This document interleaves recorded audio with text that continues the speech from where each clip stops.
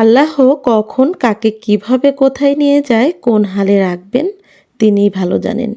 নিশ্চয় তিনি উত্তম পরিকল্পনাকারী। আল্লাহ তাআলাই বলেছেন, তুমি আমারে ওই সময়েও পাশে পাবে যখন তোমার পাশে কাউকে পাবে না। আল্লাহ অতিরিক্ত কোনো কিছুই চাই না, যতটুকু হলে জীবন সুন্দর হয় আমাকে ততটুকুই দান করুন, আমিন। আসসালামু আলাইকুম প্রিয় ভাই বোনেরা, সকলে কেমন আছেন? আমি আপনাদের গ্রামীণ নাটোরের বোন আমার সুমির ফ্যামিলি ব্লগ চ্যানেলটি থেকে আরেকটি নতুন ভিডিও নিয়ে চলে আসলাম। ভিডিওর শুরুতে আমার প্রিয় ভাই বোনদেরকে জানাই অনেক অনেক দোয়া ও ভালোবাসা। দেখতে দেখতে কয়েকটি রোজা আমরা পার করলাম, আলহামদুলিল্লাহ আমরা কিন্তু অনেক সুস্থ আছি, ভালো আছি। আর আমার প্রিয় ভাই বোনদের জন্য সব সময় দোয়া করি তারাও যেন সুস্থ শরীরে এই রোজাগুলো পালন করতে পারেন। এখন কিন্তু বেলা 3টা বাজে, আর এই তো এই সময়ে রান্নাবান্না করার জন্য চলে আসছি। এত তাড়াতাড়ি রান্নাবান্না শুরু করি, তারপরেও মনে হয় ইফতারের টাইমটা অনেকটা তাড়াহুড়া হয়। আজকে ছোট মাছ আনা হয়েছে, ওইটা দুপুরের আগে কেটে রেখেছি। আজকে ছোট মাছের চচ্চড়ি করব, তার সঙ্গে তো কুমড়ো বড়ি, লাউ আর রুই মাছ দিয়ে রান্না করব। সবজি মাছের তরকারিতে কুমড়ো বড়ি না থাকলে মনে হয় তরকারির মজাটাই পাওয়া যায় না। আর আমাদের কুমড়ো বড়িটা কিন্তু হাতে বানানো, সেটা আমার প্রিয় ভাই বোনেরা সবাই জানেন। রুই মাছটা একদম সকালে আনা হয়েছিল, তখন আর ভিডিও করা হয়নি, এমনিতে অফ ক্যামেরায় কেটে নিছিলাম। কয়েক পিস মাছ নিছি রান্না করার জন্য। আর এই তো লাউটা একদমই কষি, আর এরকম কষি লাউ দিয়ে মাছ দিয়ে কুমড়ো বড়ি দিয়ে রান্না করলে নিশ্চয়ই খেতে অনেক বেশি মজা লাগবে।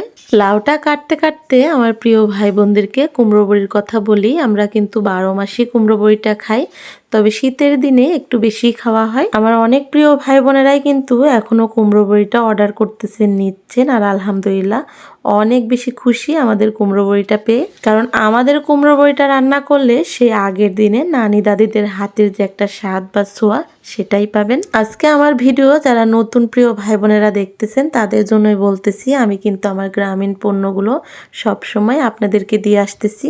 যেমন কুমড়ো বড়ি, সরিষার তেল, আখের গুড়, তারপরে খেজুরের গুড়, হলুদের গুঁড়া ও মরিচের গুঁড়ো, সব কিছুই আমার একদম অথেন্টিক গ্রামীণ পণ্য। আর আপনারা যদি সব কিছু আরও ডিটেলে জানতে চান তাহলে আমার আরও চ্যানেলে ভিডিও দেওয়া আছে, সেগুলো দেখে আসতে পারেন।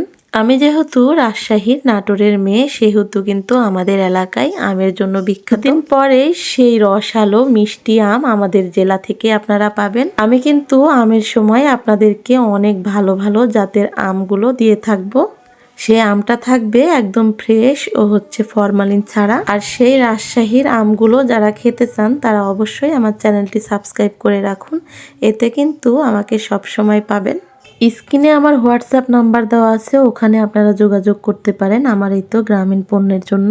ছোট মাছ আমি সবসময় এভাবে হাতে মেখে রান্না করি, আজকেও এই তো হাতে মেখে রান্না করব। আর এই মাছগুলাকে আমরা বলি দারকিনা, এই দারকিনা মাছটাও খেতে ভালোই লাগে।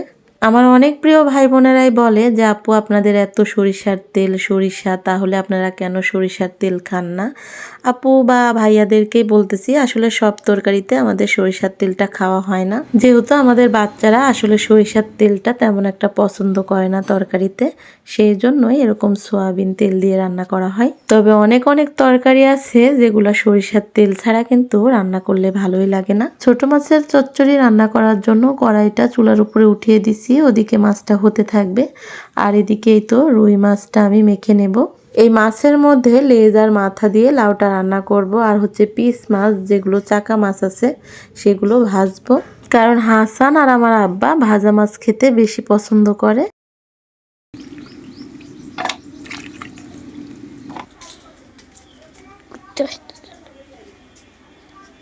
কোথায় ছিলে?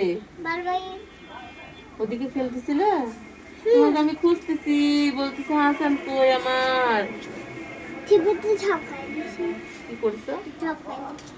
সব টাকা খাই দিছো? সব সিবিট খাইছো? আসো তো আদর করে দিই, আদর করে দিই।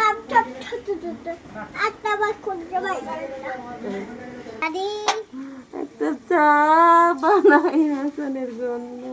তোমার লাগে একটা চা বানাই, একটা চিনি দিয়ে দাদি। তাই?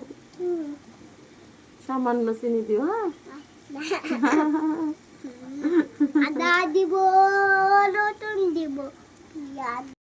ভাইরাল একটা গান সবার মুখে মুখেই, সেই গানটা আমি আর হাসান বলতেছিলাম আর হাসতেছিলাম। ছোট বাচ্চারা আশেপাশে থাকলে আসলে অনেক সময় হাসতে মন না চাইলেও হাসতে হয় বা হাসতে ভালোই লাগে। আর এই তো আমার ছোট মাছটা রান্না হয়ে গেছে, এবার কুমড়ো বড়ি ভেজে নিচ্ছি। অনেক প্রিয় ভাই বোনেরাই বলে যে আপু কুমড়ো বড়ি কিভাবে রান্না করব। কুমড়ো বড়ি কিন্তু এভাবে আস্তে জালে ভেজে নিতে হয়, তারপরে তরকারি যখন বলক উঠে যায় তখনই সেই কুমড়ো বড়িগুলো ছেড়ে দেওয়া লাগে। যেভাবে আমরা মাছটা ভেজে তরকারি রান্না করি সেভাবেই কিন্তু কুমড়ো বড়িও রান্না করা লাগে।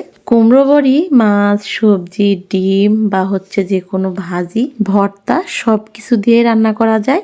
কুমড়ো বড়িটা উত্তর ও দক্ষিণ অঞ্চলের মানুষের কাছে বেশি জনপ্রিয়, কিন্তু অনেক অনেক অঞ্চল আছে যে কুমড়ো বড়িটা চেনেন না বা জানেনও না যে এটা কি।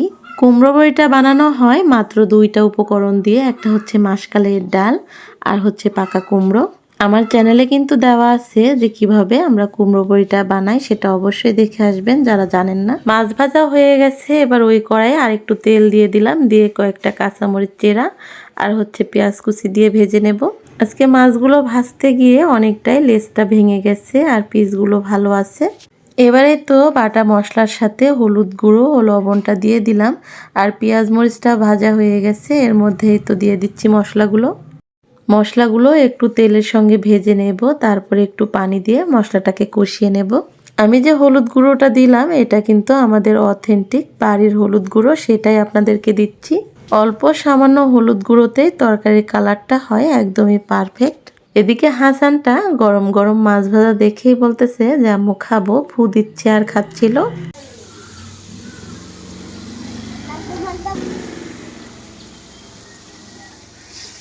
তোমার নাড়া লাগবে নি, রাইখে দাও না, তুমি কড়াই শুদ্ধ ফেলাই দিবে।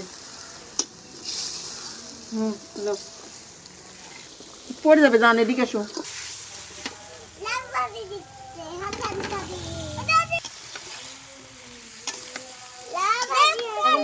দাঁড়াও,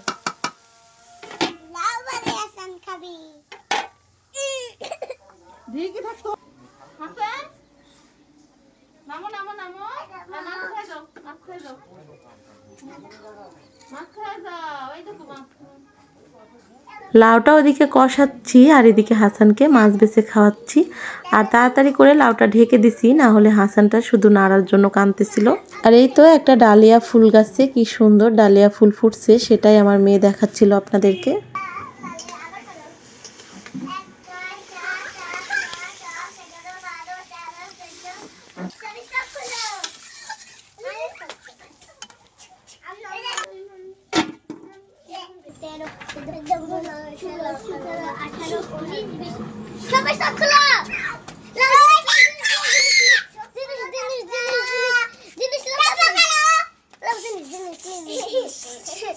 খালো সব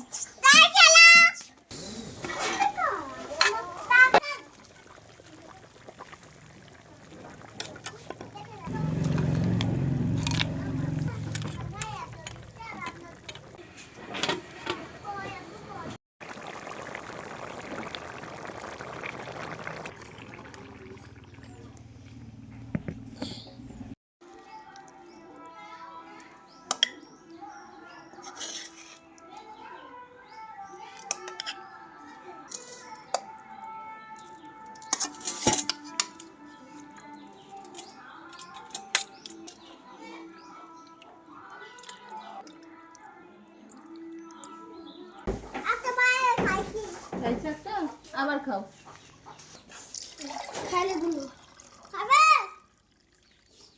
রান্নাবান্না শেষ করে একদম ইফতারের টাইমে সব কিছু নিয়ে বসে পড়েছি। আজকে আর আখের গুড়ের শরবত বানাই নাই, একদম আখের রস দিয়ে এই তো ইফতার করব। আমরা ইফতারিতে ভাজা পোড়াটা তেমন কেউ একটা পছন্দ করি না, সেই জন্য তেমন ভাজা পোড়ার আইটেম করি না। কিছু ফলমূল রাখি, তার সঙ্গে ভাত, রুটি, তরকারি এগুলোই থাকে আমাদের। আলহামদুলিল্লাহ আমরা আরেকটি রোজা পার করলাম, ইফতার করতেছি। আমাদের মুড়ি মাখানো দেখে অনেকে ভাবতে পারেন যে কেন কোনো কিছুই দিই নাই মুড়ির মধ্যে। আসলে আমার আব্বা বুটটাও দিতে দেয় না মুড়ির মধ্যে, কারণ ওভাবেই খেতে চাই শুধু। ইফতার করতে করতে ভিডিও থেকে বিদায় নিচ্ছি। সবাই সুস্থ থাকবেন, ভালো থাকবেন। আল্লাহ হাফেজ।